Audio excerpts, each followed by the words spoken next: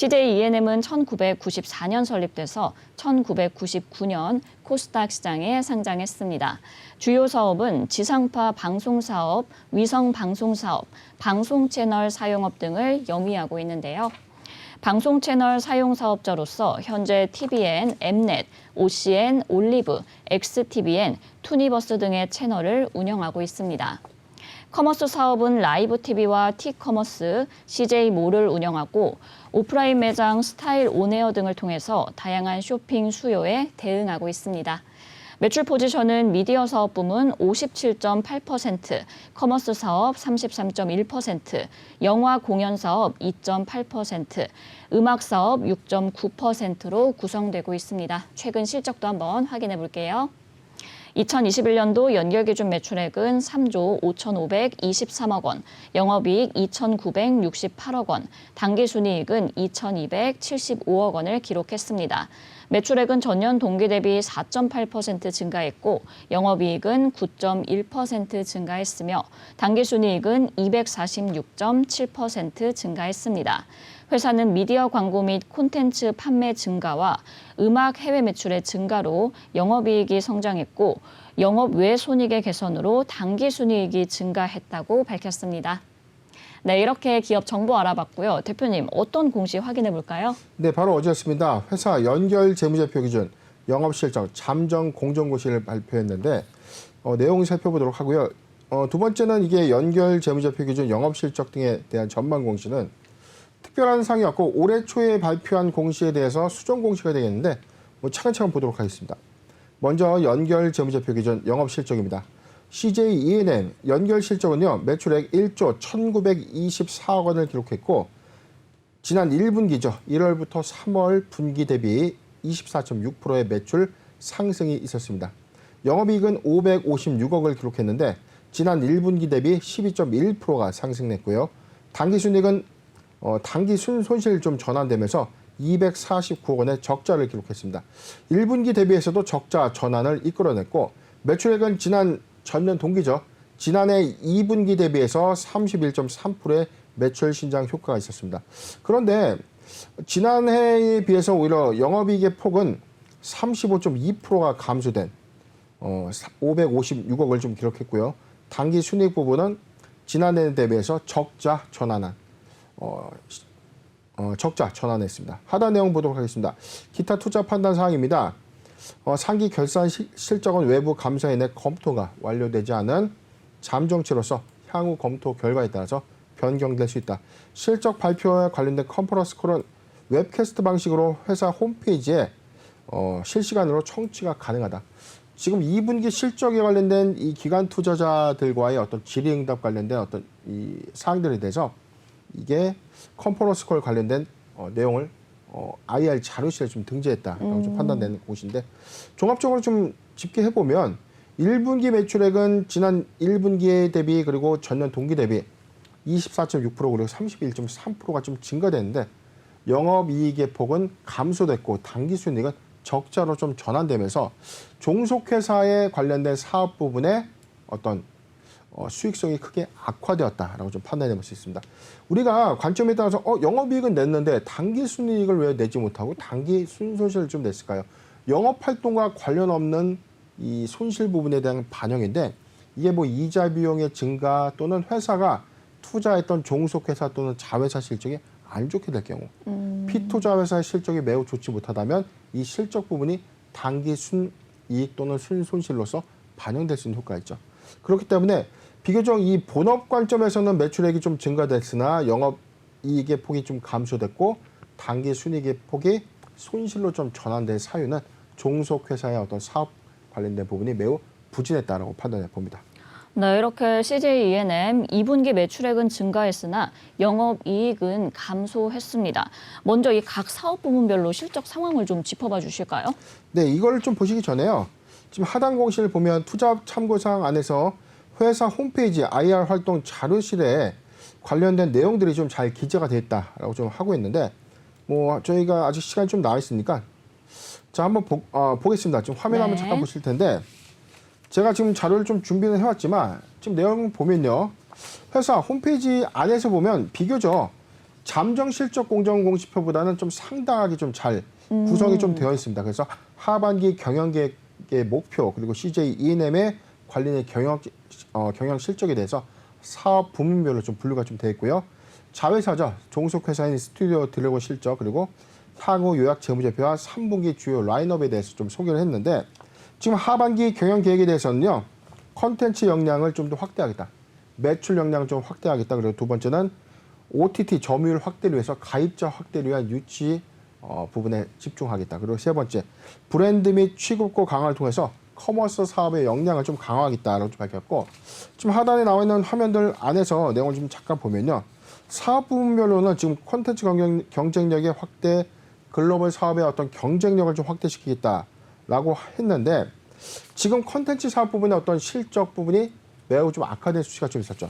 제가 좀 요약을 좀 해봤는데 부문별로 지금 엔터테인먼트 부분의 매출이 52.7%가 좀 증가는 했지만 오히려 영업이익이 35.4%가 좀 감소됐어요. 자, 이 부분이 티빙의 오리지널 이 제작 콘텐츠 비용이 증가됐다. 즉 매출액은 늘었는데 관련된 재비용이 먼저 선반영된 효과가 있었다. 그렇다면 이 효과는 3분기 기조 이후에 가입자 수의 어떤 증가 요인이 이끌어낸다면 손익 부분이 상당수 좀 많이 될 수 있는 요인이다.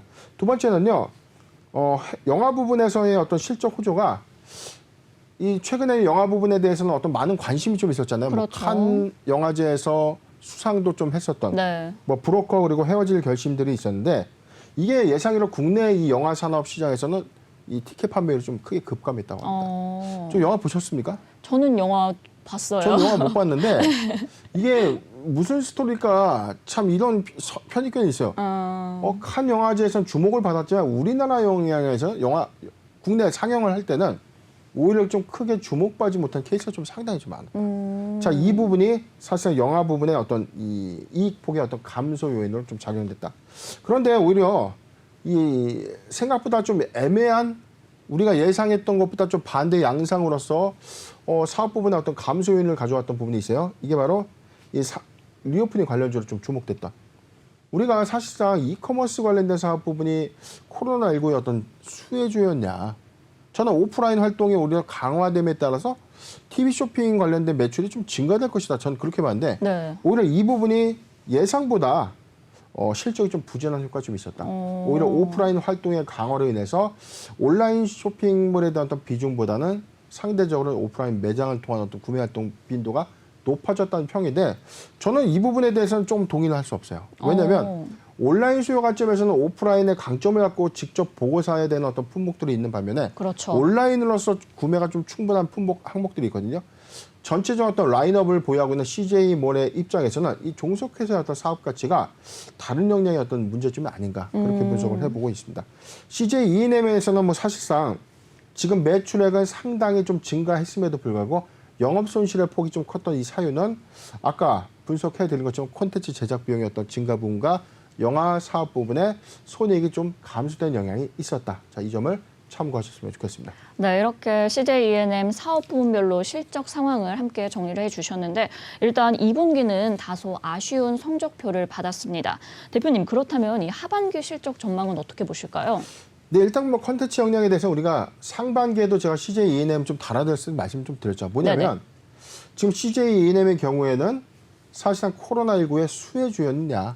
자, 이 관점에서 우리가 좀 고민을 해봐야 되는데 컨텐츠 제작 미디어 호실적을 좀 이끌었던 2021년도 실적. 자, 이 대비를 보면 상당수 코로나19의 수혜 효과는 있었다. 왜냐하면 사회적 거리두기 활동과 이에 따른 어떤 이동 제한 조치로 해서 많은 사람들이 집에서 게임이나 컨텐츠를 좀 보거나 그렇죠. 영화를 보거나 밀린 드라마를 쭉 보거나 저도 좀 그렇게 많이 여가 활동을 좀 했거든요. 네, 저도요. 자, 그런 관점에서 상당수 비약적인 컨텐츠 산업의 어떤 부흥기를 이끌었던 2021년도 지나서 2022년도 상반기까지 사회적 거리두기가 해제되고 엔더믹으로 좀 전환된 관점에서 지금 사람들이 사실은 오프라인 활동 많이 합니다. 네. 레저 활동도 하고요. 여행도 가고 관광도 가고 다 하는데 관점에 따라서 저도 요즘 느끼는 거지만 제가 집에서 옛날만큼 컨텐츠를 볼 수 있는 시간적 여유가 없다. 이게 비단 바빠서가 아니라 다른 거 하기 너무 많은 거예요. 자, 그만큼 이런 부분에서 단순하게 우리가 투자 지표와 접목시켰을 때, 자, 감소의 요인은 있다. 그런데 이거는 사실상 이 컨텐츠에 대한 어떤 히트 관점에서 사실상 코로나19 수혜주로 작용됐던 시점에서는 OTT 대작들이 좀 상당히 좀 많았는데 네. 이유 관점에서는 지금 OTT 관점에서도 대작으로 좀 보기에 우리가 좀 시간을 내서 보고 싶어하는 그런 콘텐츠가 사실 예전보다 좀 많이 없다. 자, 이 부재 효과가 좀 있었다는 것이고 오히려 하반기에 관련된 어떤 신규 콘텐츠의 제작물들의 어떤 상영 그리고 이에 따른 흥행 여부가 사실상 다시금 콘텐츠 제작 수요에 따른 손익 회복 관점으로 좀 작용되지 않겠는가. 즉 3분기 또는 4, 4분기에는 부분적인 회복세를 좀 가져오지 않겠는가 전망을 해봤습니다. 네, 이렇게 엔데믹으로 전환이 되면서 하반기 실적 감소의 요인은 있겠지만 그래도 어느 정도의 실적은 회복할 것 같다. 이렇게 함께 정리해 주셨습니다. 그럼 이어서 티빙과 시즌의 합병 이야기도 한번 해보도록 할게요. 양사의 합병으로 이 국내 콘텐츠 사업에서도 상당한 시너지가 좀 기대가 되고 있는데 대표님께서는 어떻게 보시나요? 네, 지난번에 저희가 좀 한번 언급을 한번 해드렸습니다. 지금 KT와 CJ ENM 지금 OTT 시즌을 좀 통합함으로써 뭐 국내 점유율, 국내 가입자 수 독보적인 1위를 좀 기록했다. 그런데 이 관건은 OTT 가입자 수가 좀 증가된 것까지는 좋은데 이게 잘 유지가 좀 되는가. 그리고 많은 이용객들이 추가적으로 좀 확산세를 좀 더 가져갈 수 있는가. 자, 이게 관건이었는데 변수 요인이 하나였습니다. 사회적 거리두기가 해제되니까 뭐 저처럼 콘텐츠를 좀 보고 싶어도 시간적인 어떤 여유가 좀 부족한 사람들.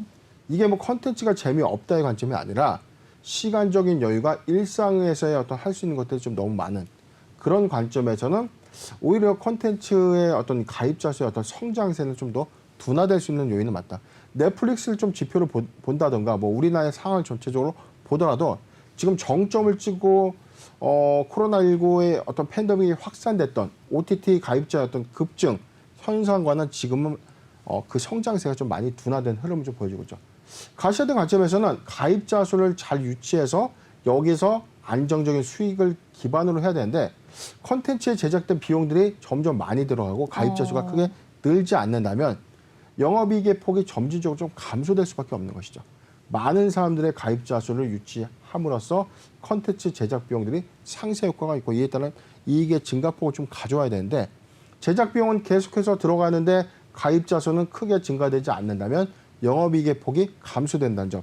자, 그 관점에서 제가 좀 우려를 좀 해봤는데 일단 뭐 합병의 효과는 좀 상당할 것이다. 그런데 관건은 이 가입자 수가 많고 적고의 문제가 아닙니다. 냉정하게 우리가 좀 판단해봤을 때 요즘 넷플릭스에 재밌는 컨텐츠들이 없기 때문에 가입자 수의 이탈이 많다. 이거는 뭐 저희가 주변에서 많이 듣는 얘기지 않습니까? 네. 상대적으로 컨텐츠의 어떤 이 유입률 즉 흥행할 수 있는 흥행 요소를 갖추고 있는 컨텐츠의 어떤 이 제작으로 인해서 다시금 가입자 수를 좀 증가시키는 자, 이 원인이 굉장히 좀 중요한 포인트가 아닌가 전망을 해보는데 관점에서 뭐 CJ ENM이 하반기에 어떤 이 대작 라인업들을 좀 많이 갖고 있다. 네. 자, 이런 이야기가 있기 때문에 2분기 기조 실적보다는 3분기에 좀 더 완화된 가입자 수를 좀 기대해 보겠습니다.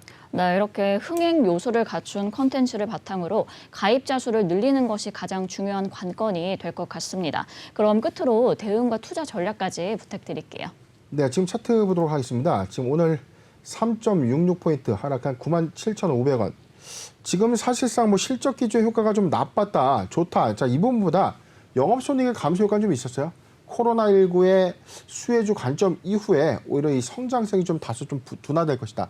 자, 그 관점은 맞지만 OTT라는 이 가입자 수가 단순하게 해지를 쉽게 하고 오히려 가입자 수가 좀 크게 는다. 자, 이 관점보단 한 번 가입을 하면 특성상 그 컨텐츠에 대한 어떤 가입률을 계속 유지해 준다. 자, 이런 관점에서는 안정적인 가입자 수의 어떤 증가 추세 안에서 컨텐츠 제작 비용들이 효율화 관점에서 조금 손익 관점에서 좀 잘 구성이 좀 된다면 오히려 이를 기반으로 한 점진적인 어떤 실적 성장은 좀 완연하지 않겠는가. CJ ENM 입장에서는 오히려 컨텐츠의 부흥기로 인해서 상대적인 어떤 사업 역량을 강화할 수 있는 계기를 KT로부터 KT와 합병을 통해서 사실상 이 몸집을 좀 키울 수 있는 여파는 맞다. CJ ENM의 실적은 좀 감소했지만 자회사 스튜디오 드래곤의 경우에는 오히려 실적 호조 양상이 좀 있었거든요. 네. 관점에서는 지금 제작 비용과 전체적인 OTT 가입자 수의 어떤 반영 효과, 제작 비용의 어떤 선투입 효과는 좀 있지만 종속회사의 어떤 성장세는 확인하다는 점. 자, 이 점이 매수하기 좋은 포인트가 아닌가 판단해봤습니다. 한간에서는 뭐 스튜디오 드래곤 부분의 투자 부분은 우리가 좀 판단해 볼 텐데 지금 현재 저가 메리트 구간은 좀 충분합니다. 지금 매수하기 좋은 구간까지 좀 도래가 좀 되었다고 보는데 저는 이렇게 봤습니다. 88,000원, 88,000원에서 95,000원, 88,000원에서 95,000원 구간 포트 비중. 자, 포트 비중 10%의 분할 매수 의견을 좀 제시해드리고 비교적 실망스러운 실적임은 맞지만 이게 3분기, 4분기 이후에 회사 성장성을 좀 고려할 때 선투입됐다는 관점, 이로 인한 2분기 실적의 손익이 감소되었다는 점. 자, 이 점 이후에 3분기 실적 회복을 가져온다면 충분하게 우상향할 수 있는 상승의 여력은 충분하다. 참고하셨으면 좋겠습니다. 네, CJENM 일단 매수하기 좋은 구간은 88,000원에서 95,000원까지 포트 비중 10%의 분할 매수 의견 주셨고요. 안정적인 가입자 수를 유지하면서 이 콘텐츠에 투자를 유치를 한다면 그래도 어느 정도의 실적 개선이 예상된다. 이렇게 정리해 주셨습니다.